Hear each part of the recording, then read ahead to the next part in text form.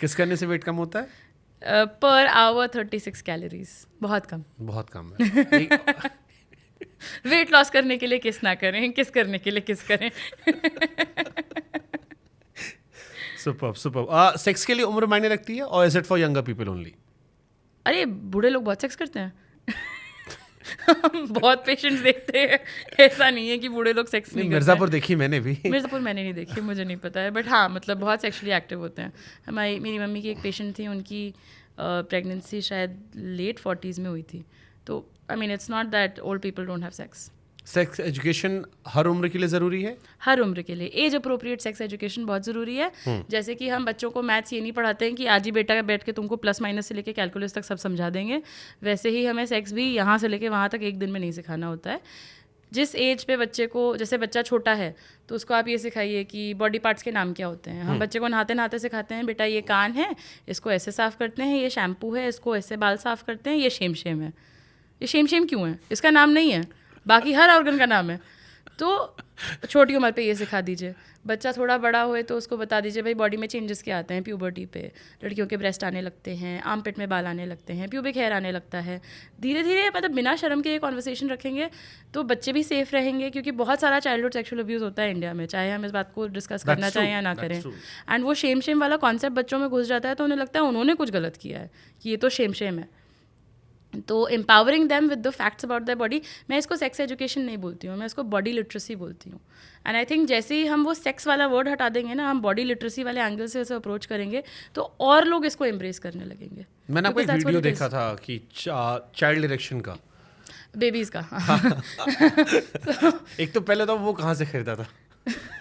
हर gynaecologist के घर में ऐसे मॉडल्स आपको बहुत सारे मिलेंगे। मेरी मम्मी से मुझे विरासत में ये सब बहुत सारे मिले हैं। छोटा बच्चा बड़ा क्यूट सा लग रहा था वो। तो बेबी इरेक्शन क्यों होता है? तो और क्या बच्चे के मन में भी गंदी बातें आ रही थी? यही तो बात है, ये हमारे दिमाग में ये है कि ये गंदी चीज़ है। तो जब बेबी यूट्रस के अंदर होता है ना, जब प्रेगनेंसी के टाइम पे भी मेल बेबी होता है, तो उसमें भी हमने अल्ट्रासाउंड्स में देखे हैं कि उनको इरेक्शंस हो रहे हैं, क्योंकि बॉडी का टिश्यू डेवलप कर रहा है। ये इवेंचुअली एक चीज़ आगे है जो होने वाली है, तो बॉडी उसकी भी तैयारी कर रही है। एंड छोटे बच्चों में भी होता है, ब्लड फ्लो बढ़ता है तो इरेक्शन होता है। इसका मतलब ये नहीं कि वो सेक्शुअली अराउज्ड हैं। काफ़ी सारे पेरेंट्स ने अपने कमेंट्स में शेयर किया था कि जब मेरे साथ पहली बार हुआ मैं तो डर गई, या मैं डर गया, मैं बच्चे का डायपर बदलने गया और देखा उसको इरेक्शन हो रहा है। तो इट्स जस्ट मतलब हेल्दी सेक्सुअल डेवलपमेंट ऐसे ही होता है। मतलब उनका बच्चा कुछ अभी नहीं है, अभी एक्टिव नहीं है दिमाग से उतना। बट वो रील बहुत फनी थी मुझे। Thank you. ओके, अपने शरीर से प्यार करना सेक्स की टूवर्ड्स पहला कदम है? 100%। और अपने आप से प्यार करने का भी पहला कदम है। अपने शरीर से प्यार करना, अपने आप से प्यार करना। ट्रू। तो बॉडी लिटरेसी कितनी ज़रूरी है? अगर आपको पता ही नहीं होगा कि आपकी बॉडी क्या है, किस तरह से रिस्पॉन्ड कर रही है, क्या नॉर्मल है, क्या अबनॉर्मल है, तो आप कैसे उससे प्यार करेंगे? बॉडी लिटरेसी में क्या क्या हर इंसान को जानना चाहिए, लड़के लड़कियों को? आपके ऑर्गन्स क्या हैं, क्यों हैं, क्या सिम्टम्स अबनॉर्मल हैं, क्या सिम्टम्स नॉर्मल हैं, किस तरह से चीज़ें दिखनी चाहिए, कहाँ पे कुछ अलग दिख रहा हो तो it is time to see a doctor. ये बेसिक नॉर्मल अबनॉर्मल चीज़ें जानना बहुत ज़रूरी है। ओके, क्या बिना लक्षण भी STI हो सकता है, sexually transmitted infections? 50% of STIs में कोई सिम्टम नहीं होता है, साइलेंट किलर बोलते हैं इसे हम। इसलिए STI टेस्ट रूटीनली कराना बहुत ज़रूरी है। एंड एवरी टाइम आपके लाइफ में कोई नया पार्टनर आ रहा है, प्लीज़ प्रोटेक्शन यूज़ करिए जब तक आपका STI स्टेटस क्लियर नहीं है दोनों का। ओके, शादीशुदा लोगों को भी करवाना चाहिए? बिल्कुल, बिकॉज ऐसा नहीं है कि पेनिट्रेशन ज़रूरी हो STI लेने के लिए। काफ़ी सारी STIs कॉन्टैक्ट से फैल सकती हैं। तो आपने किसी सरफेस पे से कोई वायरस उठा लिया और फिर आपने अपने जेनिटल्स को टच कर लिया, पहुंच गया वहाँ पे। And most of them are silent. In fact tuberculosis बहुत होता है जेनिटल्स में, लोगों को पता नहीं होता है। लोग TB सिर्फ फेफड़ों में समझते हैं, तो जेनिटल्स में भी TB होता है। और इंडिया में इनफर्टिलिटी होने के सबसे बड़े कॉमन कॉजेज़ में से एक वही है। एक बड़ा अजीबोगरीब क्वेश्चन आया था जब मैंने लोगों से पूछा कि आपके जेनिटल्स जो होते हैं, प्राइवेट बॉडी पार्ट्स, उनका कलर डाउन क्यों होता है, आपकी बॉडी कलर से अलग क्यों होता है? ये बहुत कॉमन सवाल है और आपको ऑनलाइन बहुत बकवास प्रोडक्ट्स भी मिलेंगे कि जेनिटल लाइटनिंग करने के लिए। ऐसी कोई ज़रूरत नहीं है। हमारी बॉडी नॉर्मल होता है, बिल्कुल नॉर्मल होता है। हमारी बॉडी जब सेक्सुअली मैच्योर होती है प्यूबर्टी के टाइम पे, तो मेलेनिन करके एक पिगमेंट होता है हमारी बॉडी में। मेलेनिन इन एरियाज़ में बढ़ जाता है, अंडर आर्म्स में, जेनिटल्स में, स्किन फोल्ड्स के अंदर। इनफैक्ट कभी ऐसे देखें तो यहाँ पे भी बढ़ा रहता है, वो भी स्किन फोल्ड का एक पार्ट है। तो genital skin is darker then the rest of your body, this is a normal thing. Okay. HPV से कैसे बचें और HIV और HPV में क्या डिफरेंस है? दोनों एक वायरस हैं। HIV से इन्फेक्शन के बाद ओवरऑल ओवर टाइम आपको एड्स हो सकता है। HPV से इन्फेक्शन से ओवरऑल ओवर टाइम आपको cervical cancer, anal cancer, mouth cancer, throat cancer, पीनस का कैंसर, ये सारी चीज़ें हो सकती हैं। HIV से बचने के लिए कॉन्डम्स यूज़ करने हैं सेक्सुअली, और बाकी मतलब ब्लड टेस्ट लेते समय, कोई भी नीडल यूज़ करते समय आपको ध्यान रखना है एवरीथिंग इज़ क्लीन। HPV से बचने के लिए अनफॉर्चुनेटली आप सिर्फ कॉन्डम से काम नहीं चलेगा, बिकॉज HPV टच से फैल सकता, मतलब सेक्सुअल टच से फैल सकता है।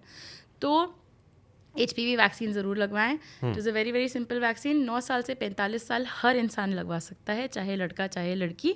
ऐसा नहीं है कि सिर्फ औरतों को लगवानी चाहिए। ये ज़रूर है कि जो यूट्रस का सबसे नीचे का पार्ट होता है, जिसको हम बोलते हैं सर्विक्स, सर्विक्स का more than 90% of all cases of cervical cancer are linked with HPV। तो ये दुनिया का एक लौता ऐसा कैंसर है जो वैक्सीन से प्रिवेंट हो सकता है। एंड मैं इसका इतना बड़ा मोर्चा उठाए इसलिए बैठी हुई हूँ, is because India world leader है सर्विकल कैंसर से डेथ्स में। दुनिया का एक लौता प्रिवेंटेबल कैंसर, उसमें हमारे देश में सबसे ज़्यादा महिलाएं मरती हैं। कितनी शर्म की बात है। तो अगर अफोर्डेबल है, 2000 रुपये की सबसे सस्ती डोज आती है पर डोज। 3 डोजेज़ लगती हैं अगर आप 15 से 45 के बीच के हैं। अगर आप 9 से 15 के हैं तो 2 डोजेज़ लगती हैं।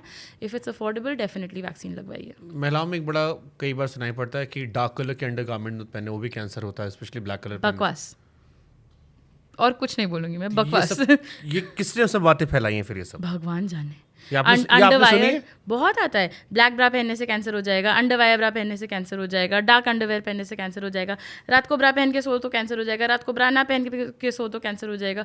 किसी भी चीज़ को बोल देते हैं कैंसर हो जाएगा, ऐसा कुछ नहीं होता है। जिस कलर का ब्रा पहनना है, जिस कलर की अंडरवेयर पहननी है, अंडरवायर पहनना है नहीं पहनना है, रात में पहनना है नहीं पहनना है, it's an individual decision. Bras are a fashion choice. Bras का हेल्थ पे कोई इम्पैक्ट नहीं होता है, उनके कलर्स का भी नहीं, उनके कलर से भी नहीं। स्पेशली ब्लैक को लेकर बड़ा टैबू में जब पढ़ रहा था रिसर्च में, तो बहुत सारे ये भी आए थे। बहुत लोग सोचते हैं ये, पता नहीं क्यों। ओके, सेक्स से बॉडी मजबूत होती है, थकावट क्यों होती है उसके बाद? ऑर्गेज़म के बाद आपकी बॉडी में एक हार्मोन रिलीज होता है, उसको बोलते हैं प्रोलैक्टिन। प्रोलैक्टिन आपको स्लीपी करा देता है।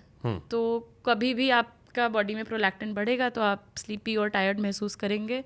बट इट्स नॉट कि आपकी एनर्जी चली गई है, जस्ट दैट आपकी बॉडी आपको सुलाने की कोशिश कर रही है। ओके, एक क्वेश्चन मेरा आपके लिए था, how do you balance softness with strength as feminist content creator also? इतना सोचती नहीं हूँ मैं। जो मन में आता है मैं बोल देती हूँ, टू बी ऑनेस्ट। कभी सोचा नहीं?